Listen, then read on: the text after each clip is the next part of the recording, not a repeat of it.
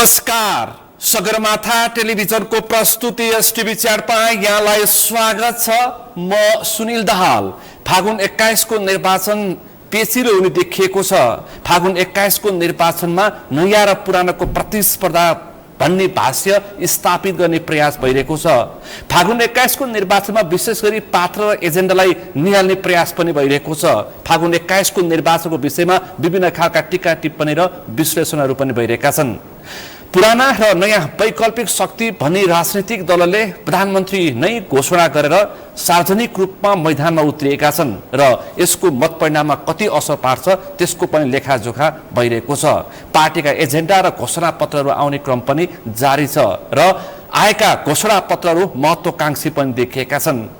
अहिलेको युवा 23 गतेको र 24 गतेको जेएनजी विद्रोह पछाडिको यो विशेष परिवेशमा सुशीला कार्की नेतृत्वको सरकारले गर्न खोजेको यो फागुन 21 को यो विशेष परिवेश र परिस्थितिको यो निर्वाचनले ल्याउने परिणाम र त्यस पछाडिको संसद के होला र आन्तरिक र बाह्य शक्ति केन्द्रको रूपमा पनि यो संसदलाई कसरी हेर्ने भनेर मानिसहरूले विभिन्न कोणबाट त्यो खालको विश्लेषण र टिप्पणी गरेका छन्। आज हामी विशेष गरी फागुन 21 को निर्वाचन, भावी प्रधानमन्त्री र पार्टीहरूको घोषणापत्र र पार्टीहरूले तयार पारेका र मैदानमा उतारेका एजेन्डा र त्यो सँगै प्रतिस्पर्धी र पात्रहरूको विषयमा र मुलुकको पछिल्लो राजनैतिक घटनाक्रममा केन्द्रित रहेर छलफल गर्दैछौँ। आजको यो छलफलमा मसँग सहभागी हुनुहुन्छ जसपा नेपालका अध्यक्ष, जसपा नेपालको तर्फबाट सप्तरी 3 का प्रत्यक्ष तर्फका उम्मेदवार पूर्व मन्त्री उपेन्द्र यादव।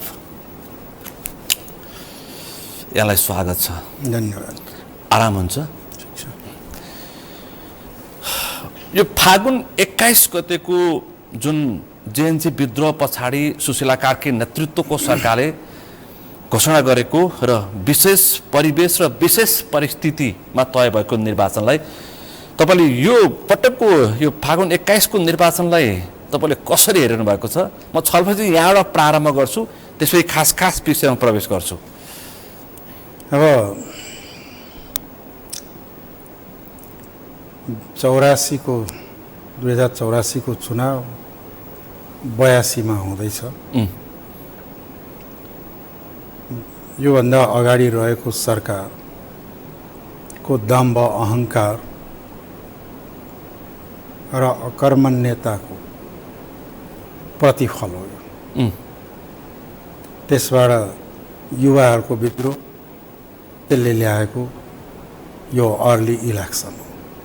तर पनि इलेक्सन लोकतन्त्रको अभ्यास हो।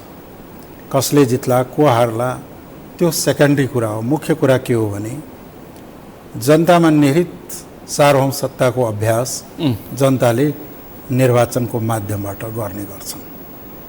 त्यो अभ्यास लोकतन्त्रको त्यही अभ्यासकै रूपमा मैले लिएको छु। यो नियमित आवधिक निर्वाचन हो कि र यो गएका मध्यावधि निर्वाचन पनि होइन र यो नियमित आवधिक निर्वाचन के हो? नियमित आवधिक पनि होइन, मध्यावधि पनि, यो आकस्मिक हो। यो आकस्मिक निर्वाचन हो, निश्चित रूपमा। यो कस्तो खालको निर्वाचन हो? यो संसदकै निर्वाचन हो, प्रतिनिधि सभाको निर्वाचन हो। यसले दिन्छ चाहिँ के अब यो निर्वाचनले? मानिसहरूले ठुलो अपेक्षा राखेका छन्। नयाँ संसद दिन्छ, नयाँ पिढीका समेत सम्मिलित भएको संसद बन्ला र तिनका अगाडि ठुला चुनौती र ठुला अवसरहरू अगाडिमै उभिएको हुनेछन्। नयाँ संसद दिन्छ, नयाँ अनुहारका सांसदहरू पनि दिन्छ र तिनीहरूलाई के पनि दिन्छ? नयाँ चुनौती र नयाँ अवसर। त्यो कस्तो खालको होला? आउँछ। त्यो कस्तो खालको? पहिलो चुनौती त पोलिटिकल कन्फ्लिक्ट, राजनीतिक द्वन्द्वलाई हल कसरी गर्ने। दोस्रो के हो भन्दाखेरि राष्ट्रिय समस्याहरू, त्यसको हल कसरी गर्ने। तेस्रो भनेको मुलुकमा भ्रष्टाचार र सुशासन, भ्रष्टाचार नियन्त्रण र सुशासन कसरी दिने। तेस्रो भनेको राजनीतिक स्थायित्व र आर्थिक विकासलाई कसरी अगाडि बढाउने। चौथो भनेको जनताको अत्यन्तिक महत्त्वकांक्षा जुन बढेर गएको छ, अत्याधिक महत्त्वकांक्षा बढेर गएको छ, त्यसलाई कसरी डेलिभरी दिने। यी चुनौतीहरू अगाडि आउँछन्। तपाईँ लाग्छ त्यो यो फागुन 21 पछाडिको संसदले यति त्यो निराशाको महत्त्व हुन चाहिँ तर यति अपेक्षामा मानिसहरूले पोख्दैछन् कि त्यो अपेक्षा पुरा भएन भने त्यस पछाडि फागुन 21 पछाडि बनेको संसदले के गर्ला र कस्तो होला? अब संसदले त संसदीय कार्यहरू गर्ने हो, मुख्य कार्य त सरकारको हो। फागुन 21 को चुनावपछि बन्ने सरकारले कसरी यी राष्ट्रिय समस्याहरू, आर्थिक समस्याहरू, राजनीतिक द्वन्द्वलाई निरूपण गरेर कसरी अगाडि बढ्न सक्छ त्यसमा निर्भर गर्ने हो। र मलाई लाग्छ आउने दिन त्यति सहज छैन। आउने दिन त्यति सहज छैन।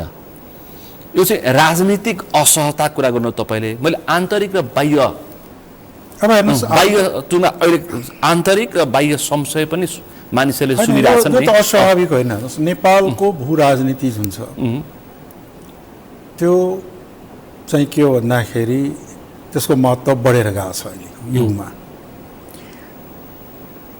र आन्तरिक रूपले कमजोर भयो भने बाहिरीहरू खेल्ने अवसर पाउँछन् र जब बाहिरी शक्तिहरूले खेल्न थाल्छ आन्तरिक नेतृत्व कमजोर र निरही प्राणी बन्दछ। अहिले कमजोर भएका छन् तर निरही भइसकेका छैन।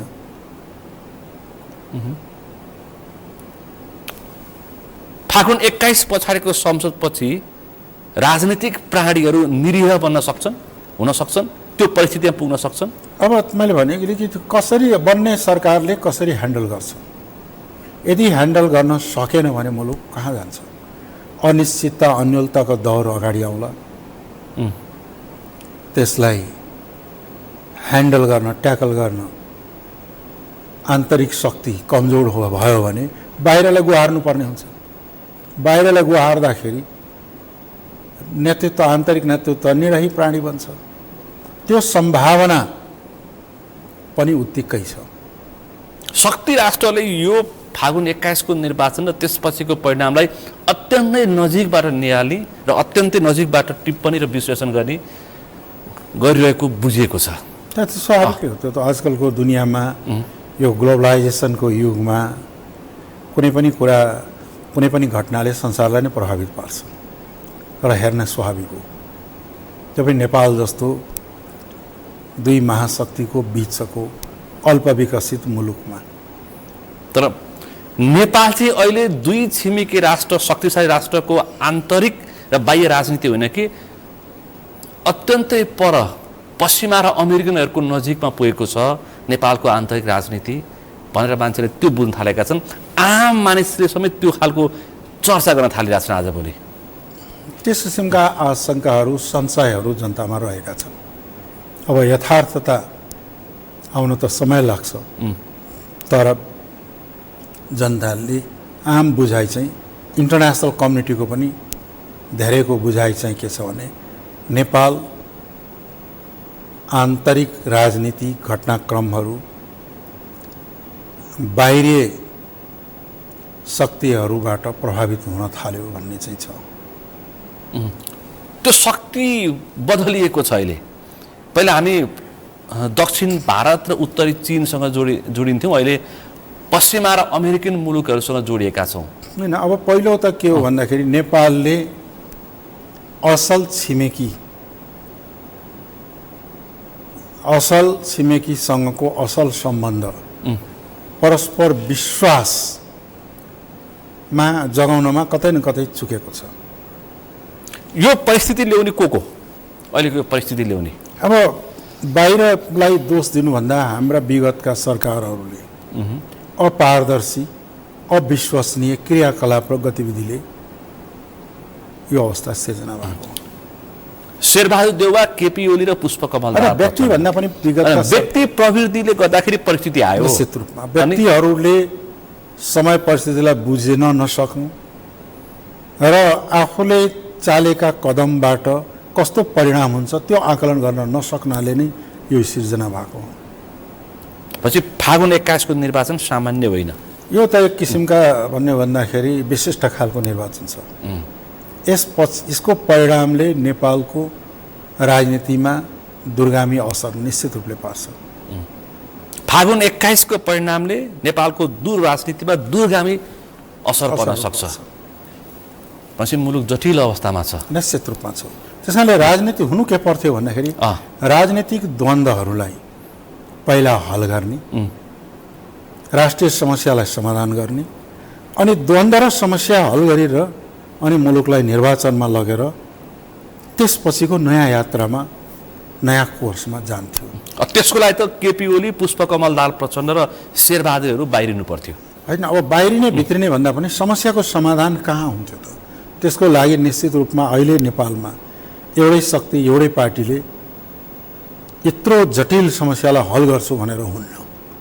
त्यसका लागि कतै न कतै एउटा राष्ट्र सहमति, एउटा विभिन्न पक्षको बिचको न्यूनतम सहमति त चाहिन्छ ताकि अगाडि स्मुथली अगाडि बढ्नका लागि। त्यो बनाउनलाई सकेन। त्यो 24 गते पछाडि बनेको यो जेएनजी नागरिक समाजको सरकारमा त्यो खालको अवस्था देख्नु पर्थ्यो। अहिलेको सरकारले जुन बन्यो त्यसपछिका जिम्मेवारी भनेको द्वन्द्वलाई व्यवस्थापन गर्ने, राष्ट्रिय समस्यालाई हल गर्ने र मुलुकमा चाहिँ के छ भन्दाखेरि लोकतान्त्रिक निर्वाचन गराएर नागरिक सर्वोच्चतालाई स्थापित गर्दै जनताको हातमा सत्ता सुम्पनी हो। पछि यो सरकारले गर्ने निर्वाचन मात्रै हो। अब यो त निर्वाचनका लागि मात्रै बनाइएको सरकार जस्तो भयो। तर अपेक्षा त निर्वाचन अगाडि भनेको त सरकार हो नि, त्यो भूमिकामा त जान सकेन। निर्वाचन अगाडि नै जो जेएनजीले ज्यान गुमाए जेको लागि यो देशको भ्रष्टाचारीलाई चाहिँ पहिले पाटा कसेर राखेर मात्रै निर्वाचनमा जानुपर्छ भन्ने उनीहरूको अपेक्षा थियो।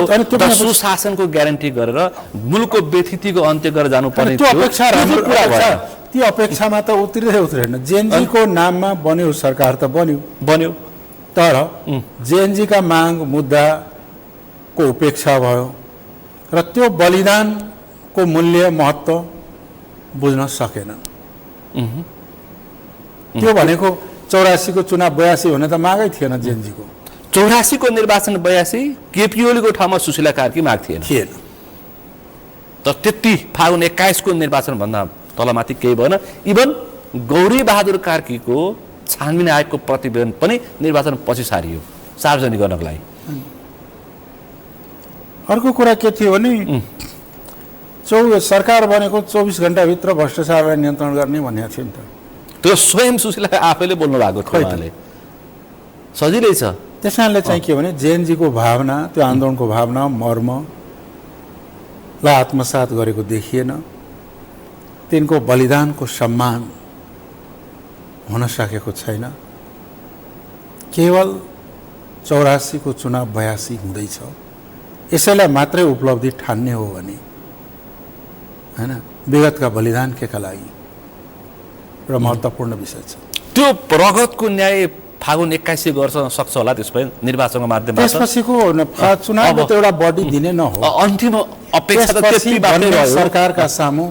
त्यो जेएनजीले उठाएका प्रश्न या जेएनजी आन्दोलनबाट उठेका प्रश्न लगायतका अरू राष्ट्रिय समस्याहरू अगाडि तेर्सिनेछन्। तपाईले त अझै पनि यो 72 को संविधान संशोधन गर्न लागि विशेष प्रकृतिको आयोग गठन गर्नुपर्छ भन्ने तपाईले संविधान संशोधन र पुनर्लेखन त नगरिकन मुलुक त अगाडि बढ्नै सक्दैन। त सकेन। हामीले सुरुदेखि भन्दै आएका थियौँ यो संविधानले देशलाई धान्न सक्दैन, गति दिन सक्दैन। भयो, त्यो प्रमाणित भयो। यो संविधान घोषणा भएको दिन जुन हामीले देशभरि कालो दिवस मनाउँदै विरोध गर्दै जुन कुरा भनेका थियौँ आज त सत्य साबित भयो। आज पनि त स्वीकार्नु नि। आजको दिन 72 को संविधान कहाँ छ? संविधान पनि चाहिँ के छ भन्दा संविधान कहाँ छ? संविधानको अन्तर्गत सरकार छैन, संविधान कार्यान्वयनमा छैन। संविधानको ट्र्याक भन्दा त बाहिर गइसक्यो मुलुक। अब यो चुनाव पछि फर्केर आउला फेरि संविधानको ट्र्याकमा आउँछ कि आउँदैन त्यो समयलाई हेरौँ। एक थोरै मान्छेले नआउन पनि सक्छ भनिरहेछ। होइन, सम्भावना चाहिँ छ, प्रश्न चिन्ह छ, शङ्का चाहिँ छ। तर त्यसपछि हुने के हो भन्ने कुरा झन् भयावह चित्रण आउँछ अगाडि।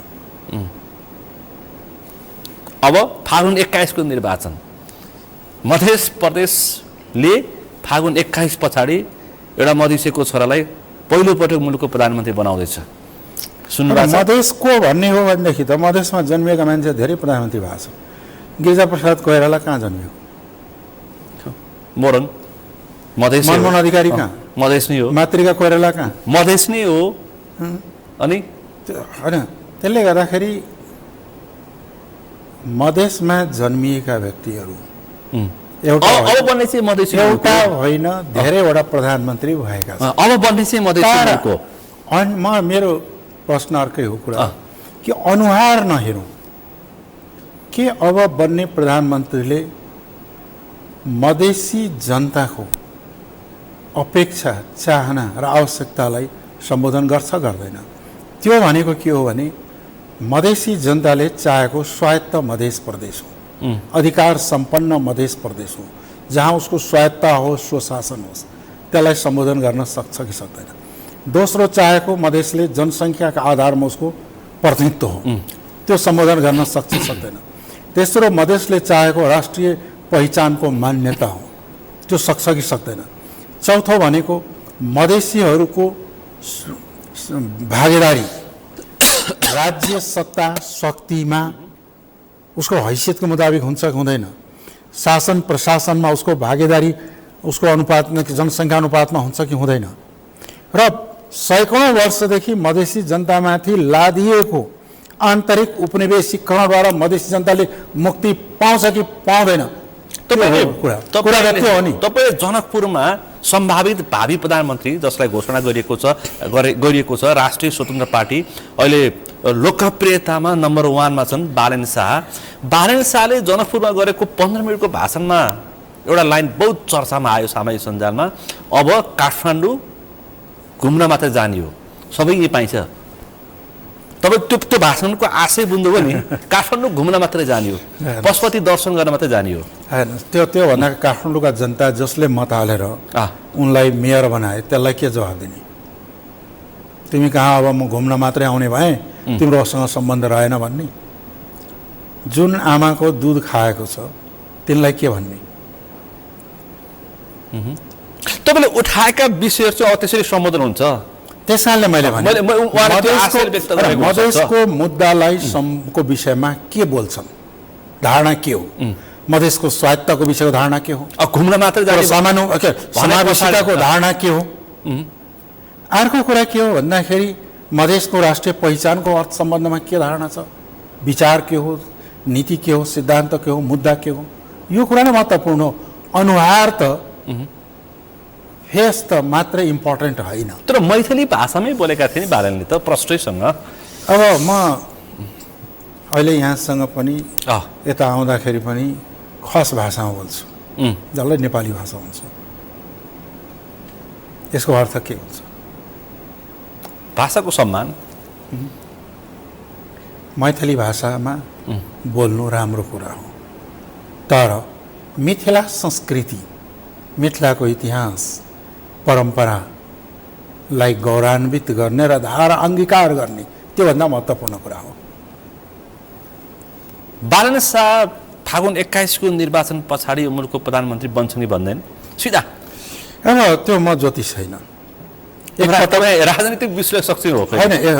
एकपटक एउटा समय थियो कृष्णप्रसाद भट्टराईजीले महेन्द्र नारायण निधिलाई प्रधानमन्त्री, अबको प्रधानमन्त्री हुने भनेर भन्दा भूकम्पै गएको थियो नेपालमा राजनीतिक क्षेत्रमा। अहिले त उत्साह छ फेरि, मेची महाकाली आएको थियो। त्यसले गर्दाखेरि को प्रधानमन्त्री बन्छ बन्दैन त्यो संसदीय निर्वाचन पछि हुने कुरा हो। अहिले नै म प्रधानमन्त्री बने भन्दाखेरि कस्तो हुन्छ भने एउटा कुरा यहाँलाई सम्झाइदिउँ, प्रचण्डजी खुला हुने बित्तिकै राष्ट्रपति भन्नुभएको थियो, कार्यकारिणी राष्ट्रपति, भित्ताभरि राष्ट्रपति थिए, मुलुकभरि राष्ट्रपति भन्थे। तर भयो के भए भित्तामै रहे, भित्ते राष्ट्रपति बने। त्यो माहौल र यो माहौल अलिक फरक होला है। त्यस कारणले नेपालको राजनीतिको विशिष्ट चरित्र छ, त्यसले प्रधानमन्त्री, कार्यकारिणी प्रमुख अरूको हातमा देला भन्ने कुरामा अहिले नै विश्वास गरिहाल्ने बेला भएको छैन। अहिले नै विश्वास गर्ने बेला भएको छैन, भएको छैन। तर मान्छेले विश्वास गरिसकेका छन्। होइन, त त्यो अलग कुरा, हाइपोथेटिकल कुरा हो। भोलि संसदीय दलको नेता बन्न जुन दलमा उहाँबाट चुनाव लडिराख्नु भएको छ त्यो दलको नेता उहाँ होइन। त्यो दलको सभापतिको नि प्रस्ताव हो नि त बालन शाह। भने गिरिजाप्रसाद कोइरालाले कृष्णप्रसाद भट्टराईको नाममा भोट मागे हो नि, बहुमत पनि पाएका हुन्। त्यो बिचरा कृष्णप्रसाद भट्टराई रोएको रेकर्ड अहिले पनि छ नि। त्यो बेइमानी अर्को कुरा के हो भने त्यो पार्टीको नेता अर्कै छन्। पार्टीको विधानमा सायद सम्भवतः पार्टीको अध्यक्ष नै संसदीय दलको नेता हुने, संसदीय दलको नेता प्रधानमन्त्री हुने। यसलाई कसरी बदल्नुहुन्छ? पहिला त त्यो बदल्नु पर्यो नि। विधान अधिवेशन गर्छन् होला नि त। विधान अधिवेशन गरेर पार्टीको विधान परिवर्तन गरेर संशोधन पनि गर्न सक्छ। त्यो गर्न तयार हुन्छन् यहाँका शासकवर्ग? यी गम्भीर प्रश्नहरू कति प्रतिशत विश्वास गर्नुहुन्छ भावी प्रधानमन्त्री बालन शाह? होइन, मैले त के छ, म ज्योतिषी होइन है, तर के हो त भन्दाखेरि म सम्भावना एकदम न्यून देख्छु। प्रधानमन्त्री न्यून कि झापा 5मा जित्नको लागि न्यून? त्यो पनि प्रश्न छ। अब प्रधानमन्त्री हुन त चुनाव त जित्नु पर्यो। झापा 5 एमा कम्युनिस्टको त लाल किल्ला हो, त्यो गढ तोड्नु पर्यो। फेरि प्रतिस्पर्धा केपी ओलीसँग फेरि होइन, त्यो लाल किल्लालाई तोड्न सक्नु पर्यो। त्यही अड्की फेल भयो भने त प्रचण्डजी भित्ताको राष्ट्रपति, यिनी सपनाको प्रधानमन्त्री हुने बेर छैन। त्यस्तो होला र? त्यो समयले बताउँछ। त्यस्तो नहोस्। किन? म त के भन्छु भन्दाखेरि त्यस्तो नहोस्, शुभेच्छा। होइन, म त त्यस्तो नहोस् भन्छु। तर यति सहज जसरी चर्चा गरिएका छन्, जस्तै फेसबुकमा लेखिएको छ, फेसबुकको जत्तिकै नेपालको व्यावहारिक राजनीति सहज छैन। तर उनले काठमाडौँ महानगरपालिकामा जित निकालेर प्रमाणित गरेका पात्र चाहिँ हुन्। फेरि अब त्यहाँ घुम्न मात्रै जाने भएपछि त के सम्बन्ध रहेर? त्यसलाई कुन रूपले लिने त काठमाडौँवालाले? अर्को कुरा यहाँलाई थाहा हुनुपर्छ, काठमाडौँको इतिहास, नेपालको इतिहासमा यो काठमाडौँ निर्माण गरेकै बसाएकै मधेसकै मान्छेले हो। महिषपाल, गोपाल भुक्तमानहरू, उनीहरूले स्थापित गरेको हो। त्यस कारणले काठमाडौँ र मधेसको सम्बन्ध जतिको पुरानो त कसैको सम्बन्ध छैन। काठमाडौँ र मधेसको सम्बन्ध जतिको पुरानो यहाँ कसैको सम्बन्ध छैन। खसारे त पछि आएका हुन्, धेरै पछि, किराँतीहरूभन्दा नि पछि, लिच्छवी अन्धवा नि पछि लिच्छवी आए, पछि किराँती, पहिला किराँती आए, यसरी आउँदै गएका हुन्। खसारे धेरै पछि आएका हुन्। तर काठमाडौँ र मधेस त काठमाडौँको निर्माण, बसोबास, सभ्यता र संस्कृति हेर्नु हो भने काठमाडौँको संस्कृति र सभ्यताको खण्डर हेर्नु हो भने मधेसको बेस हेर्नु हो भने त्यहाँ मधेस भेटिन्छ। काठमाडौँ एकपटक महानगरपालिकाको मेयर बनाएर त यहाँका राजा महाराजा मधेस थिए। एकपटक प्रताप मल्ल उनीहरूले आफूलाई मधेसका हरिसिंहदेवका सन्तान भन्थे, हो पनि। त्यस कारणले यो नयाँ कुरा त होइन। र अहिलेको पुस्तालाई चाहिँ यो बालन शाहको जुन खालको लोकप्रियता छ, झापामा तपाईँले लाल किल्ला भन्नुभयो, झापाको लाल किल्ला यसपटक तोडिन्छ मान्छेले भनिरहेछन्। हेर्दै जाउँ, मतलब त्यो किल्ला रहोस् या टुटोस् भन्दा पनि कुरा के हो भने मुलुक कहाँ जान्छ चिन्ता त्यसको। को प्रधानमन्त्री बन्छ त्यो भन्दाखेरि मुलुक कता जाने हो। मुलुकमा जुन राजनीतिक द्वन्द्व छ त्यो समाधान हुन्छ या चर्केर जान्छ, महत्त्वपूर्ण कुरा त्यो हो।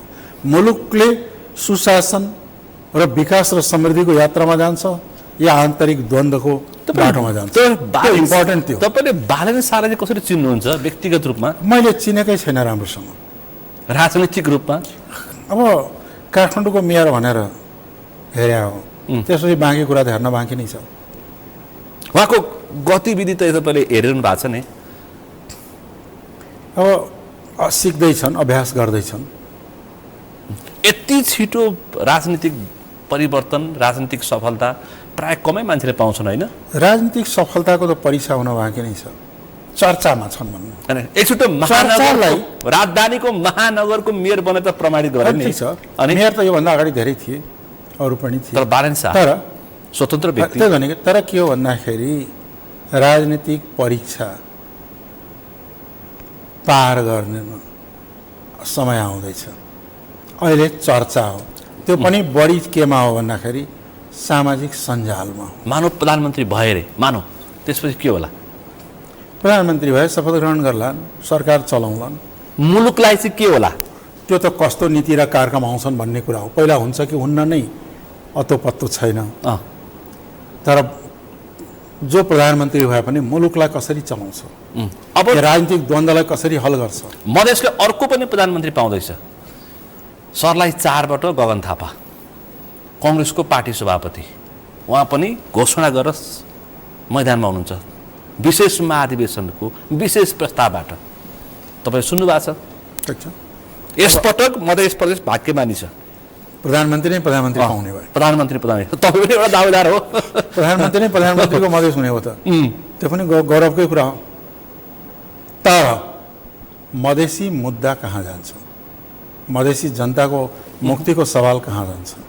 त्यो आन्तरिक उपनिवेशवाद कायमै रहन्छ या अन्त हुन्छ? उसको राष्ट्रिय पहिचानको मान्यता हुन्छ हुन्न? उसको प्रतिनिधित्व बढ्छ कि बढ्दैन? उसले न्याय पाउँछ कि पाउँदैन मधेसले? त्यो इम्पोर्टेन्ट कुरा थियो, मेरो सरकारको विषय थियो। बालेन शाह प्रधानमन्त्री भयो भने न्याय पाउँछ कि गगन थापा तपाईँको विचारमा, राजनीतिक विचारमा है? मैले फेरि होइन, अब हेर्नुहोस् के छ भन्दाखेरि त्यो जब एउटा मैथिलीमा भनाइ छ कि सुरदासले आँखा देख्दैन्थे, गीतकार थिए, उनी आँखा देख्दैन्थे। अनि उनी एउटा भोजमा बसेछन्, अनि दालमा घिउ खाने चलन छ भोजमा। अनि दालमा घिउ पर्यो भने कि भनेछन् उनलाई। अर्कोले भन्छ त्यो घिउ पर्दाखेरि छैँ आवाज आउँछ नि, त्यो आवाज आयो भने न थाहा पाउनु परेन। आवाज चाहिँ आउनु पर्यो, आवाज त आउनु पर्यो नि त। त्यो छैँ आवाज आएपछि अनि भनौँ न, अनि मात्रै घिउको स्वाद, अनि मात्रै परेछ घिउ भनौँला, न्याय पाएछन् भनौँला। न्याय दिनेका लागि संविधान कानुन बदल्नुपर्छ। अहिलेका निर्वाचन क्षेत्र प्रादेशिक संरचना बदल्नुपर्छ। अनि प्रतिनिधित्व हिस्सेदारीको जुन अहिलेको संरचना छ त्यो स्वाटै परिवर्तन गर्नुपर्छ। त्यो गर्ने साहस, नीति, कार्यक्रम त मैले कसैको देखेकै छैन। पार्टीको त नीति छ, घोषणापत्रमा हो, छ घोषणापत्रमा। पार्टीको नीतिमा छ त, पहिला पार्टीको नीति भएपछि नि त घोषणापत्र जान्छ। त्यो पार्टीको नीति त छैन, अनि कसरी हुन्छ? संहिताप्रति बालेन रविको आशंका थियो, त्यो त दूर गरे उनीहरूले। होइन, अब यो के छ भन्दाखेरि प्रदेश खारेज गर्नुपर्छ भन्ने बहस त चलिरहेकै छ। अझै पनि डिमान्डै राख्यो। आज प्रदेशको चुनावमा सुध भाग नलिया हो, तर बदलिए उनीहरू। होइन, बदलिएको के छ, कस्तो संहिता चाहिएको छ, त्यसको प्रदेशको क्षेत्राधिकार के हुने, संरचना के हुने, केन्द्र र प्रदेशको बीचको राज्य स्रोत साधन र शक्तिको बाँडफाँड कसरी हुने, यी कुराहरूमा प्रश्न नभइकन कसरी मानेको भन्ने। घोषणापत्र हेरौँ, त्यसपछि उनीहरू होइन, पार्टीको घोषणापत्र दस्तावेजले त्यो कुरा भन्दैन। दस्तावेज हेरौँ, पार्टीको दस्तावेजले त्यो कुरा भन्दैन। तर उनीहरू दस्तावेजै मध्य प्रदेशको जनकपुरमा लेखेका हुन्। फेरि होइन, लेख्न त अमेरिकामै लेखोस् न, के हो। अर्को पात्र पनि छन् एकचोटि मध्य प्रदेशमा चर्चित पात्र, वरिष्ठ पत्रकार ऋषि दमला। उहाँ त घर जम्मै उतै रौतरमै गर्छु भनिसक्नु भएको छ। ठिक छ, सुन्नु भएको छ नि तपाईँले? ठिक छ, ठिक छ, के हो, पीडा पऱ्यो उहाँलाई मधेसको त्यो अवस्था देखेर। तपाईँ सामूहिक सञ्चारमा देख्नु भएको छ नि देखिरहेको छ। ऋषि धमालाको ठिक छ। उहाँ पनि अब मधेसको न्यायको लागि लड्ने यो चुनाव त मधेसको लागि स्पेसल हुँदैछ। त्यही त ठिक, त्यो पनि राम्रै कुरा हो। तर मधेसीको लागि हुँदैछ कि छैन? उनीहरूको र अर्को कुरा, यति जति चर्चा गर्नु हो, मधेसको कुन मुद्दालाई उठाएका छन्? सबैले त्यहाँको गरिबी, त्यहाँको चाहिँ शिक्षा, स्वास्थ्य, रोजगार, विकास, निर्माण यिनै विषय उठाएको छन् उनीहरूले। यी विषय त राणाकालदेखि नै उठ्दै आएका हुन्। अब पुरा होला कि? मधेसको सवाल स्वायत्ता र सुशासनको हो। स्वायत्त मधेसको सुशासन। सवाल उपनिवेशवादबाट मुक्तिको हो। मधेसको सवाल, अघि पनि फेरि म दोहोऱ्याउँदैछु, जनसङ्ख्याका आधारमा प्रतित्वको। मधेसको सवाल अधिकार, सुन, उसको अधिकार सत्ता शक्तिमा हो, उसको हिस्सेदारी। उसले सेनामा हिस्सेदारी खोजेको छ, उसले ब्युरोक्रेसीमा हिस्सेदारी खोजेको छ, उसले अर्थतन्त्रमा हिस्सेदारी खोजेको छ, उसले प्रतित्वमा हिस्सेदारी खोजेको छ, शासन प्रशासनमा हिस्सेदारी खोजेको छ। त्यो कुरा यति दिन्छु भनेर भन्न सक्नु पर्यो नि त। अनि मात्रै के मधेसका जनता सोझा साझा छन्? त्यहाँ गएर एउटा नारा लाउँला, अलिअलि खर्च गरौँला, दारू पानीको व्यवस्था गरौँला र जितेर आउँला? पहाडका मान्छे अलिक बढी सचेत र चलाक भइसकेका छन्, यिनले पत्याउँदैनन्, त्यस कारणले मधेसतिर झरौँ भनेर त गएका होइनन्। त्यो आशंका पनि त छ नि त्यहाँ। यो पटक जसपाको के हुन्छ मधेस प्रदेश? जसपा हिजोको भन्दा अहिले अझै सबल भएर अगाडि आउँछ यसपटक। यसपटक यो हावाहुरीले, यो बेगले, यो बतासले, जसपाले यति हावाहुरी सहेको छ, यति आँधी तुफान झेलेका छन् जसपाले आफ्नो जीवनमा, यी सामान्य हुन् त्यसका लागि। यो यो यो यो बतासको बेग, घन्टीको आवाज, अब यस्ता बतास हावाहुरी त धेरै हामीले, अनि घन्टी धेरै हामीले हेरेका छौँ, धेरै हामीले हेरेका छौँ। आवाज, थुना, के हेरिएन? अनेक तमासाहरू, अनेक उतार चढावहरू हामीले भोग्दै हेर्दै आएका हौँ। यी यस्ताबाट खासै फरक पर्दैन मधेसीलाई। जसपाले 32मा कति सिट जित्छ फागुन 21मा? हामी अधिकांश सिट जित्छौँ। 8 जिल्ला 32 सिट। अब 8 जिल्लामा जित्छौँ, 8 जिल्लाभन्दा बाहिर पनि हामी जित्छौँ। मैले विशेष गरी हामी अधिकांश हामी जित्छौँ। मान्छे मधेस प्रदेश मधेसको सबभन्दा ठुलो पार्टी जसपा नेपाल हुन्छ। तपाईँको प्रतिस्पर्धी को? अब कस्तो खालको प्रतिस्पर्धी?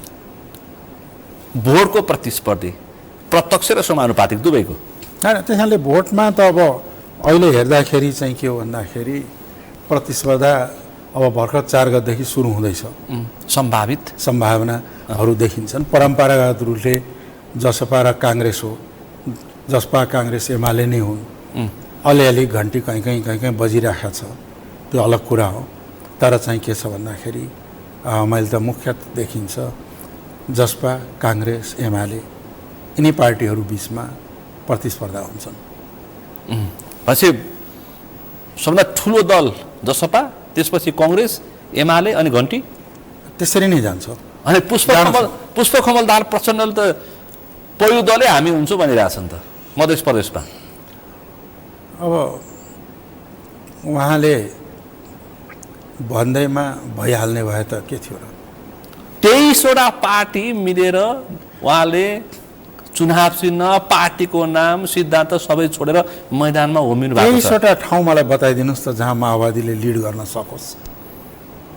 त्यो तपाईँहरूसँग म फागुन 21 पछि छलफल गर्छु। अब त्यसरी पछि प्रचण्ड र माधवको पार्टी बालेन्द्र रवि भन्दा पनि मुनि यसपटकको निर्वाचनमा मैले त त्यो पार्टीप्रति टाउको त जोडे, तर तल कार्यकर्ता र जमिन त खस्किँदै गएको देख्छु।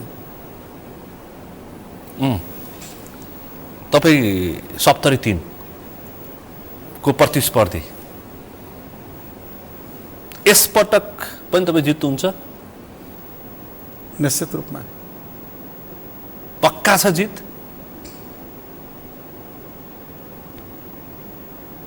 उनासीको एउटा बेगले तपाईँलाई अप्ठ्यारो पारेको थियो। अहिले फेरि अर्को बेग, अस्ति हरणको बेग, अहिले घन्टीको घन्टीको आवाज हामीहरूको तराईमा त्यस्तो खास छैन। अस्ति 79 पनि एउटा बेग त आयो नि, त्यो बेग भन्नाले पनि के हो भन्दाखेरि कस्तै त्यो बेला डाक्टर सिके राउतको बेग। अनि अहिले के हालत छ त त्यो बेगको? हामी त हाम्रो ठाउँमा छौँ। त्यो बेगमा पनि त तराईको पार्टीहरू मध्ये सबभन्दा ठुलो त हामी नै हो नि। 79 को त्यो बेगमा पनि हामी नै हो नि। होइन, यहाँले जसलाई भन्नुहुन्छ उनले एउटा सिट जिते, एउटा नि जित्या हो, एउटा जिते 7 गुणा बढी नै जित्या हो। भोट पनि बढी, सिट पनि बढी हाम्रै हो नि। 79 को एउटा खड्को पार गर्नुभयो, अब यो फागुन 21 को अड्को घन्टीको खड्को सबै पार गर्छौँ। हामी मधेसी जनता लगायत आदिवासी जनजाति या उत्पीडित वर्ग र समुदायको लागि लड्ने पार्टी हो। ती वर्गका चेतनाहरू उड्दै गएका छन् र उनले पनि धेरै अनुभव गरिसकेका छन्। भने 70 को सबै क्षेत्र जसपाको अब 70 का अधिकांश क्षेत्रहरू हाम्रा प्रभावमा छन्। तपाईँले किन प्रधानमन्त्री घोषणा नगरेको यसपटक? अब हेर्नुहोस्, त्यति घोषणा गरेरै प्रधानमन्त्री घोषणा गरेरै राष्ट्रपति हुन्छ, संसदै नभनिकन, दलको नेतै नभनिकन, बहुमतै नल्याइकन गरेको घोषणाको के अर्थ हुन्छ? त्यस्तो घोषणा गर्ने त सबै चुनाव लड्ने जति जति छन् उम्मेदवारहरू सबले आफूलाई प्रधानमन्त्री घोषणा गरे भइगयो नि। फेसबुकमा लेख्दा भइहाल्छ। लगभग सबैले घोषणा गरेका छन्, केपी ओली पनि गरिरहेछन्, उता ठुला दल सबै। प्रचण्डले के भनेका छन् भन्दाखेरि नगर्नेबाट प्रधानमन्त्री हुन्छन् भनेका छन् प्रचण्डजी। जसले घोषणा गरे उहाँले चाहिँ के हो त्यो चाहिँ प्रधानमन्त्री हुन्छ होइन। त्यसले गर्दाखेरि कि प्रधानमन्त्री घोषणा गर्ने, फेसबुकमा छाप लेख्ने भन्नेतर्फ हामी लागेनौँ। तपाईँको यो निर्वाचन अन्तिम हो किन? यो चुनाव अन्तिम चाहिँ नेपालमा चुनाव हुँदैन र? धेरैले चाहिँ 3-4 पटक चुनाव लडेका मान्छेले अन्तिम मत मागिरहेछ। होइन, त्यस्तो बेग्लै कुरा हो। भोलि पार्टीले, हामी त पार्टी सिस्टममा विश्वास गर्छौँ, भोलि पार्टीले जे निर्णय गर्छ त्यसलाई पालना गर्नुपर्छ। तपाईँलाई यो मुलुकको एकचोटि प्रधानमन्त्री हुन्छु जस्तो लागेको छ? मैले त्यो भन्दा पनि यो मुलुकको लागि के गर्न सकिन्छ भने गरौँ भन्ने लागेको छ। तपाईँको चिना छ? तपाईँ चिना बनाउनु भएको छ? मैले चिनामा विश्वास गर्दिनँ। म कहीँ देखाउनुहुन्छ? म चिनामा पनि विश्वास गर्दिनँ, भाग्यमा पनि विश्वास गर्दिनँ, हस्तरेखामा पनि विश्वास गर्दिनँ। म बडो विचित्र मान्छे। म कार्यमा विश्वास गर्छु,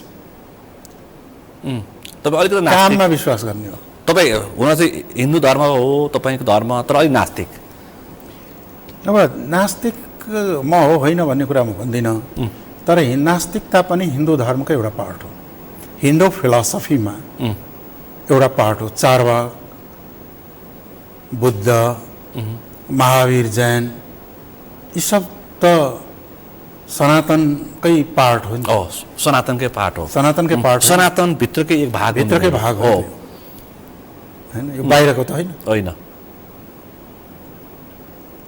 तर किन मैले यो प्रश्न गरेको भने अहिले जसले प्रधानमन्त्रीको लागि यिनीहरूले दाबी गरेका छन् सबैले चिना हेरेका रहेछन्।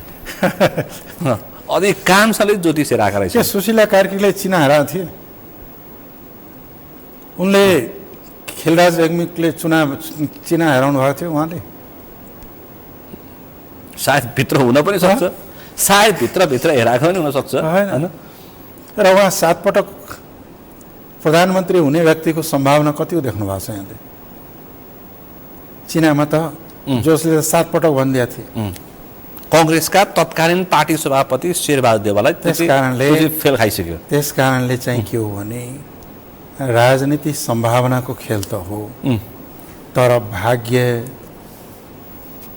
चिना यस्ताबाट गाइड हुँदैन। भनेपछि सरलाई 4 मा फेरि मैले प्रश्न सोधेँ, धेरैको चासोको प्रश्न छ। उपेन्द्र यादवले के भन्छ भन्दाखेरि त्यो झन् चासो हुन्छ। सरलाई 4 मा चाहिँ कसले बाजी मार्ला? जसपाले जित्छ। तपाईँ आफ्नै पार्टीको प्रत्याशी? हाम्रो प्रत्याशी चाहिँ हुन्छ रामेश्वर राय यादव होइन, पूर्व मन्त्री, उहाँका स्थानीय बासिन्दा, त्यहाँका भूमिपुत्र तिनले चुनाव जित्छन् भन्ने लाग्छ मलाई। भाइ सरस्वती तपाईँ कुरा सुन्दाखेरि त प्रधानमन्त्री घोषणा गर्ने कसैले पो चुनाव नजितिरहेछन्। त्यसै अब त्यो हुनसक्छ, उतावलापन कहिलेकाहीँ अप्ठ्यारोमा पर्छ। समानुपातिकमा चाहिँ घन्टीको मत बलियो छ भन्ने छन् नि मध्य प्रदेशमा। समानुपातिकमा चाहिँ तपाईँको प्रत्याशी घन्टीमा चाहिँ समानुपातिकमा चाहिँ अरू होइन घन्टी हुन्छ भनिरहेछन्। बुझेका बुद्धिजीवीहरूले पनि भनिरहेछन्। समानुपातिकमा मतमा प्रत्यक्ष मतको प्रभाव हुन्छ, प्रत्यक्ष उम्मेदवारहरूको बढी प्रभाव हुन्छ। तर गएको निर्वाचनमा त्यो प्रभाव देखिएको थिएन। के छ भन्दाखेरि गएको चुनावमा विश्लेषकहरू यो पनि भन्छ कि नेगेटिभ भोटिङ ज्यादा हो। नेगेटिभ भोटिङबाट बनेको पोलिटिक्स पोजिटिभ एक्सनमा फेल हुन्छन्। यो दुनियाँको अनुभव त्यही देखाउँछ। पछि त्यसको पनि सम्भावना छ। मैले अघि नै भने कि राजनीतिक सम्भावनाको खेल हो। अहिले सिचुएसन परिपक्व भइसकेको छैन। अहिले नै यो निष्कर्षमा पुगिहाल्नु अलिक हतार हुन्छ। यो पटकको निर्वाचनमा केपी ओली एकदमै आत्तिएको देखिरहेको छु मैले। तपाईँलाई के लागिरहेछ? विशेष गरी एमाले मैले तपाईँ आत्तिनु भएको जस्तो लागिरहेको थियो मलाई अहिले कुरा सुन्दाखेरि। अहिले लागेन। तर केपी ओलीको केपी ओलीको भनाइ गराई त्यसपछि उहाँका अभिव्यक्ति के छ भन्दाखेरि त्यो स्वाभाविक हो। 2/3 बहुमतको काङ्ग्रेसले काँध थापेको एकदम चक्रवर्ती सम्राट जस्तो राज्य गरेको व्यक्ति, कति हेक्टरको भूकम्पले पनि छैन भनेर भाषण गरेको 24 घण्टामा, अनि चाहिँ के छ भन्दाखेरि आज यो अवस्थामा पुग्नु भने त एउटा शक त लाग्ने भयो नि, भएन? हताश मानसिकतामा देखिरहेछन् केपी ओली जस्तो मान्छे त्यो पनि भनिरहेछन्। उनको अभिव्यक्तिले पनि त्यो छनक दिइरहेछ। पहिला जस्तो र अहिलेकोमा अलिअलि फरक त देखिन्छ, तर हताश भइसके अब गति छाडिसके भन्ने चाहिँ देखिरहेको छैन। अहिले कहीँ ठुला शेरबहादुर तपाईँले बाहिर परिहाले, टिकटै पाएनन्। ती बाहेक यो सबै ठुला राजनीतिक दलका शीर्ष नेताले जितेर आउँछन्। अहिले जनताले परिवर्तन खोजेका छन्, परिवर्तन खोजेका छन्। तपाईँ सही फेरि तपाईँले अर्को परिवर्तन जनताले खोजेका छन्। पुराना पनि आउँछन्, नयाँ पनि आउँछन्। अहिले पात्र हेर्छन् कि एजेन्डा हेर्छन्? मतदाताले हेर्न पर्ने त एजेन्डा नै हो, तर पात्रको पनि भूमिका हुन्छ। प्रभाव पात्रले गर्छ, हेर्नुपर्ने एजेन्डा हो। अहिले तर पात्रको चर्चा बढी छ। तपाईँ पनि एउटा पात्र हो, तर तपाईँको पात्रको व्यक्तित्वले पनि मत तान्छ नि त। त्यो पनि हुन्छ, अनि सबै कुरा हो। नेतृत्वको प्रभावले पनि मत तान्छ। तपाईँ 70-मा तपाईँ प्रत्याशी हुन्छ, तपाईँभन्दा बाहेक अर्को तपाईँको दलको नेता भयो भने मत कम ल्याउँछ। नेताको महत्त्व त हुन्छ नि। अनि जुनसुकै मुलुकमा पनि चुनावमा देश चलाउनमा नेता नै चाहिन्छ। पछि अहिले चाहिँ पुराना एकातिर नयाँ एकातिर भन्ने भाष्य स्थापित भइरहेको छ। त्यो भाष्य गलत हो। किन? पुराना र नयाँ सँगै जानुपर्छ। पुरानासँग अनुभव छ, नयाँसँग ऊर्जा छ। यी पुरानाको अनुभव र नयाँको ऊर्जालाई संयोजन गरेर अगाडि बढ्यौँ भने मुलुकमा धेरै थोक गर्न सकिन्छ। अस्ति तपाईँ टिकट बाँड्दाखेरि हामीले जेएनजीको भावना समेट्नु? निश्चित रूपमा समेटेका छौँ। हामीले नयाँ बिचका पुराना सबैलाई मिलाएर चाहिँ लैजाने प्रयास गरेछौँ। पुरानाका अनुभव, नयाँका ऊर्जालाई मिलाएर राष्ट्र निर्माणमा लाग्नु आवश्यकता छ। यो गौरी बहादुर कार्कीको त्यो प्रतिवेदन यो फागुन 21 अगाडि आएको भए मजा आउँथ्यो कि। तपाईँ के भन्नुहुन्छ? त्यो आएन। अब त्यो नेपालमा कुन चाहिँ प्रतिवेदन आएको छ सार्वजनिक भएर? आएको छैन।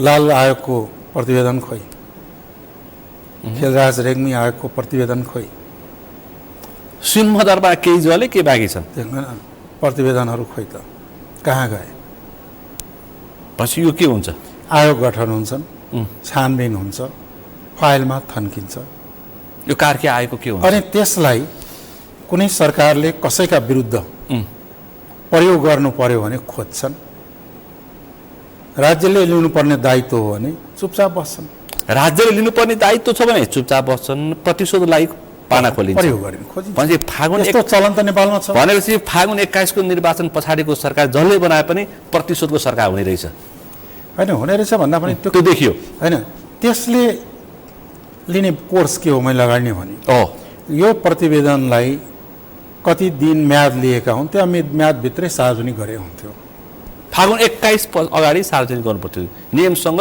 दुईचोटि भन्दा कतिचोटि म्याद थप्न पाइँदैन भन्ने छ त्यो म्यादभित्रै सार्वजनिक 21-22 के भन्ने म्यादभित्र सार्वजनिकरण गरेको भए यसको महत्त्व हुन्थ्यो विश्वसनीयता हुन्थ्यो यसको नियत के हो तपाईँ के भन्नु भएको छ अब मैले किन बुझाएन त्यसको कारण त मलाई थाहा छैन प्राविधिक कारण हो वा नियत बस हो या त्यो भ्या नभ्याएर हो त्यो कुरा क्लियरली आइसकेको छैन तपाईँले घोषणापत्र सार्वजनिक गर्नुभयो के आयो नयाँ पढ्न त सरसर्ती पढेँ मैले शिक्षा स्वास्थ्य रोजगारी 50,000लाई 50 कति बाहिर पठाउनेदेखि लिएर फ्री टिकट फ्री भिसा सबै आएको छ यो कस्तो खालको घोषणापत्र हो हामीले व्यवहारिक गर्न सक्ने कुरा नै राखेका छौँ अनि र गर्न आवश्यक भएका कुरा नै राखेका छौँ हामीले संक्षिप्तमा तर अत्यन्त आवश्यक कुरालाई नै हामीले घोषणापत्रमा समावेश गरेका छौँ यहाँहरूले पढ्नु भएको छ पाउनु भएको छ मिडियाले यहाँको मिडियाले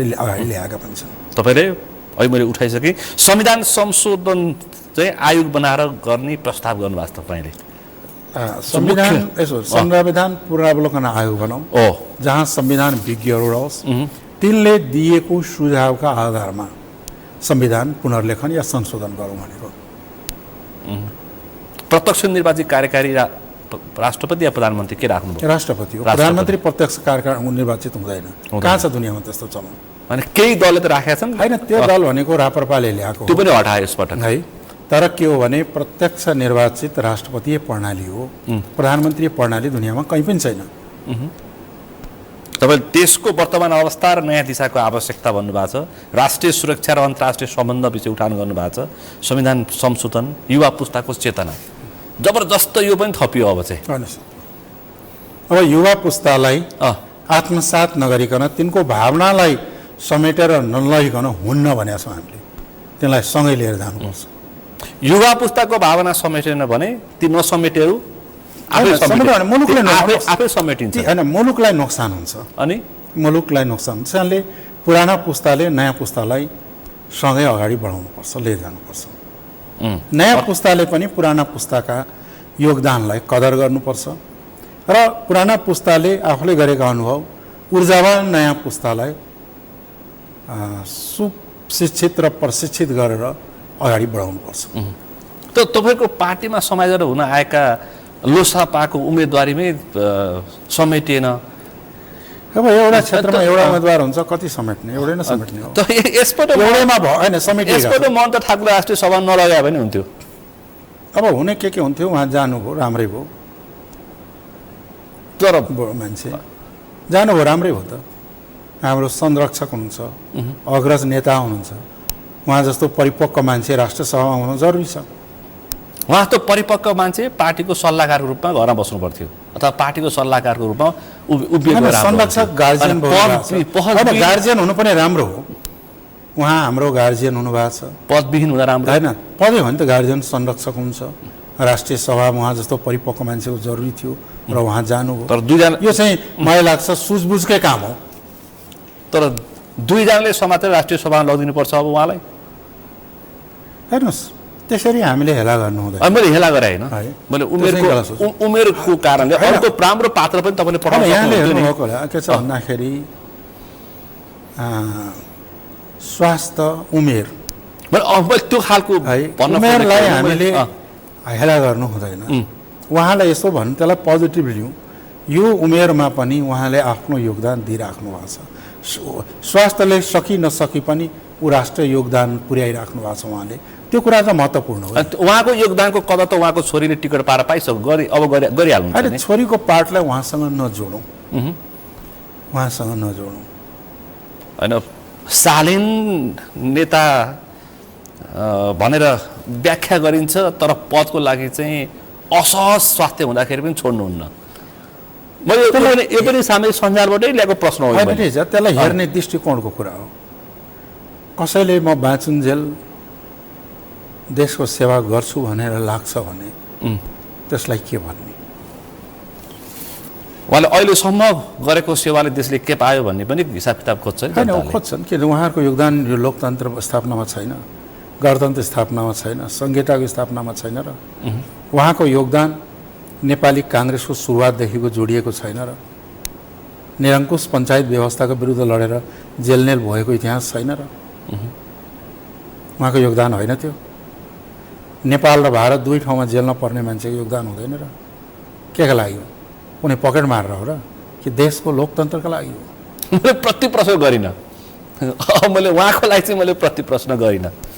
होइन, त्यसैले हामीले हेर्दाखेरि सिक्काका दुवै पार्ट हुन्छ, राम्रा पक्ष पनि हुन्छ, नराम्रा पक्ष पनि हुन्छ।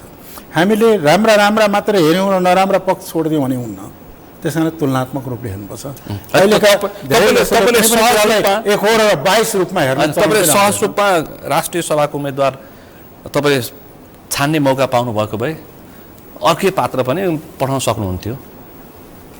होइन, उहाँ यसो ठिक छ, अब पठाउनु त नसक्ने कुरा होइन, तर हामीले हेऱ्यौँ सबभन्दा परिपक्व बुजुर्ग अनुभवी उहाँ नै हुनुहुन्छ भनेर लागेर पठाएको। भ्रष्टाचार चाहिँ अब अन्त्य हुने भयो यो मुलुकमा? मलाई विश्वास छैन। तपाईँले लेख्नु भएको छ यहाँ? होइन, भ्रष्टाचार न्यूनीकरण गर्ने, अन्त्य गर्ने हाम्रो प्रयास हो, तर भ्रष्टाचार अन्त्य नै होला, जिरोमै आउला भन्ने प्रयास चाहिँ गरौँ, तर त्यसका लागि आधारमा धेरै काम गर्नुपर्छ। कुनै समय तपाईँले एउटा शक्तिशाली आयोग बनाउनुपर्छ भन्नुभएको थियो। हामीले अहिले भनेका छौँ लोकपाल विधेयक ल्याउनुपर्छ। लोकपाल विधेयक चाहिन्छ, लोकपाल चाहिन्छ, त्यसका लागि भने हो। त्यसका लागि के हो त भन्दाखेरि भ्रष्टाचारी हुने एउटा कुरा हो। यही मिडियामा मैले एकचोटि भनेको थिएँ कि भ्रष्टाचार हुने आधार र कारणहरूलाई पनि त निर्मूल गर्नु पर्यो कि होइन? हो, जरासम्मै पुग्नु पर्यो, जरासम्मै पुग्नु पर्यो। तिनीहरूको हिसाब किताब निकाल्नु। त्यसका लागि के आधारहरू चाहिन्छ? किन अल्प विकसित मुलुकहरूमा र धेरै विकसित मुलुकमा पनि भ्रष्टाचार हुन्छ? किन के अरे स्क्यान्डिनेभियन मुलुकहरूमा भ्रष्टाचार जिरो छ, भुटानमा पनि भ्रष्टाचार जिरो छ? किन भन्दाखेरि भ्रष्टाचार हुने कारणहरू समेत पत्ता कारण र कारकहरू दुवै पत्ता निर्मूल नगरिकन सतही रूपमा भ्रष्टाचार अन्त्य हुन्छ भनेर भन्न सकिएला। साथीहरूले भनिरहेछन्, तर आजै मात्रै रवि लामिछानेले तर चाहिँ के छ भन्दाखेरि ती त्यस्ता खालको अनुभव छैन, त्यस कारणले जरोमा जानुपर्छ। हाम्रो सरकार बनेपछि हप्ताको एउटा भ्रष्टाचारीलाई जेल हाल्ने भन्नुभएको छ उहाँले। हप्ताको एउटा त्यो त राम्रै कुरा हो नि, हाल्दाखेरि त सुन्दा राम्रो लाग्यो, सुन्दा प्रिय लाग्यो, तर के हो भन्दाखेरि भ्रष्टाचार निर्मूल गर्नुपर्छ, सिद्धान्त त्यो पक्षमा हामी हौँ। त्यसका भ्रष्टाचार हुने कारणहरूलाई पनि पत्ता लगाएर निर्मूल गर्नुपर्छ। त्यसको लागि लोकपाल एउटा पक्ष हो त्यो, तर त्यसका आर्थिक पक्ष के हुन्, सामाजिक पक्ष के हुन्, भौतिक पक्ष के हो, मानवीय आवश्यकताका पक्ष के हुन्, यी सबै कुरा जोडिन पुग्छ नि। त्यस कारण तपाईँले भन्नुभएको छ 47 साल यताका सबै उच्च पदमा बस्नेहरूको तिनका 3 पुस्ते हिसाब किताब निकाल्नुपर्छ भन्नुभएको छ। अनि पो जरामा पुगिन्छ 3 पुस्ते। तर त्यसपछि किन भ्रष्टाचार हुन्छन् त्यसका कारण शुद्ध खोजेर अनि नयाँ युगमा प्रवेश गराउनुपर्छ मुलुकलाई। त्यो कार्य नगरिकन कसरी हुन्छ? फ्री भिसा, फ्री टिकट, अब यो के हो त? अहिले पनि छ धेरै जसो फ्री। तपाईँले घोषणा पत्र राख्नु, हामीले भनेको छौँ के हो भन्दाखेरि हामीले मेन पावरलाई ट्रेन्ड गरौँ। हामी जसलाई दुईवटा कुरा भनेको छौँ, हामी वैदेशिक रोजगारमा जानेलाई प्रशिक्षित गरौँ। हामीसँग प्रशिक्षित जनशक्ति हुनेछ र धेरै मुलुकहरूमा जनशक्तिको अभाव छ, श्रम शक्तिको अभाव छ धेरै मुलुकहरूमा।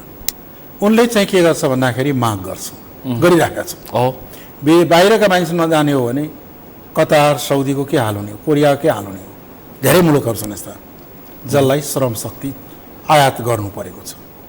हामी कहाँ चाहिँ के दुर्भाग्यपूर्ण भनौँ, हामी वैदेशिक रोजगारमा हाम्रा युवाहरू गइरहेछन्।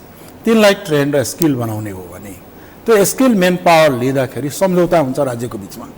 त्यो राज्यको बिचमा सम्झौताखेरि हामी मेन पावर तब पठाउँछौँ, स्किल मेन पावर, जब तिमीहरूले भिसा र फ्री टिकट उपलब्ध गराउँछौ। त्यो नेगोसिएट गर्न सकिन्छ नि। हामी त्यो नेगोसिएट गर्दाखेरि किन हुँदैन? हामी स्किल दिन्छौँ, मेन पावर, तर फ्री भिसा फ्री टिकट तिमीहरू त्यो नेगोसिएट गर्ने कुरा न हो। स्टेटले बलियो भएपछि उसको आवश्यकता हो भने हाम्रो पनि आवश्यकता छ, जसको आवश्यकता अनुकूल हामीले दिन सक्ने हो भने उसले त स्वागत गर्छ, कार्पेट ओछ्याएर स्वागत गर्छ उसको मुलुक बनाउनलाई। त्यो असम्भव कुरा होइन। आम नेपालीको माग हो, सम्भव पनि हो। 5 वर्षमा कृषि क्षेत्रबाट 50 लाख रोजगारी दिनु पर्यो। अत्यन्तै महत्त्वपूर्ण कुरा हो। होइन यो झन् यो मान्छेले बुझिरहेको छैन धेरैले। अहिले सबभन्दा बढी रोजगारीको क्षेत्र कुन हो नेपालमा? धेरै मान्छे इङ्गेज भएको क्षेत्र कुन हो? कृषि हो। कृषि हो।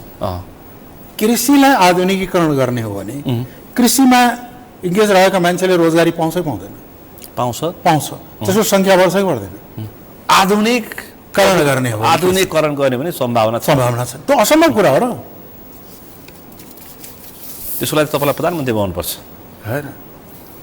त्यसैले चाहिँ के छ भने हामीले असम्भव काल्पनिक कुरा गरेका छैनौँ। अहिले पनि ठुलो जनशक्ति कृषिमा निर्भर छ।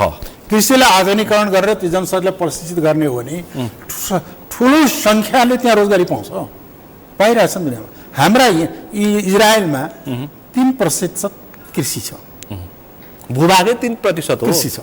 अनि त दुनियाँका मान्छे त्यहाँ कृषिमा लागेका छैन गएर काममा। नेपालबाट लान्छ कति त्यहाँ लागिरहेछ अनि होइन?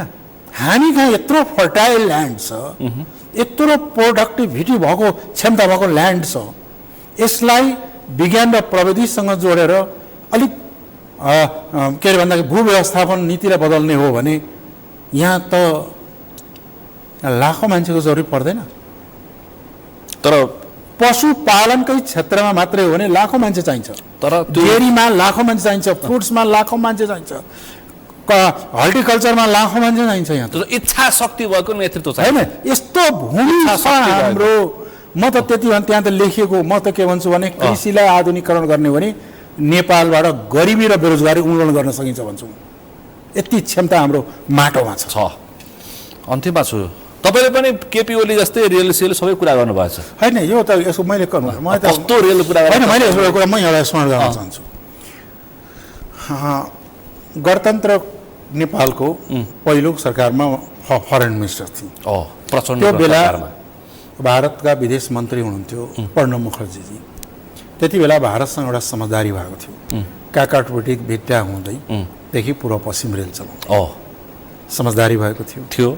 सर्वे पनि भयो र भारत सरकारले त्यसमा यिनीहरू बोलाउँदाखेरि के अरे भारतको फरेन मिनिस्टर आउँदाखेरि त्यो विज्ञप्ति पनि परेको र भारत सरकार तयार पनि भएको र त्यसपछि नेपालमा नेपाल रेलवे बोर्ड पनि बन्यो हो होइन? हो भन्दाखेरि त्यो त मैले त अगाडि बढाएको हो नि। त्यो बेला पहिलो पटक नेपालमा रेलवे सम्बन्धी समझदारी गरेर आउने त मै हो नि। पछि नेपालमा रेलवे र हाइवे र उत्तर दक्षिणको कनेक्टिभिटी, रोड्स कनेक्टिभिटिज त्यो त विकासको लागि पूर्वाधार हुन्। त्यो त मुलुकको मेरुदण्ड त्यही नै हो। त्यो बनाउने भनेको कुन आश्चर्य कुरा हो? अनि केपी ओली जस्तै केपी ओली जस्तो होइन, यो त चुच्चे रेल, पानी जहाज, त्यो मैले भनिरहेको छु। पिटिकको ग्यास, त्यो मैले नेपालमा रेलवेका लागि आधार छन् र हामीले भारत सरकार लगायत विभिन्न सहयोग लिएर बनाउन सकिन्छ।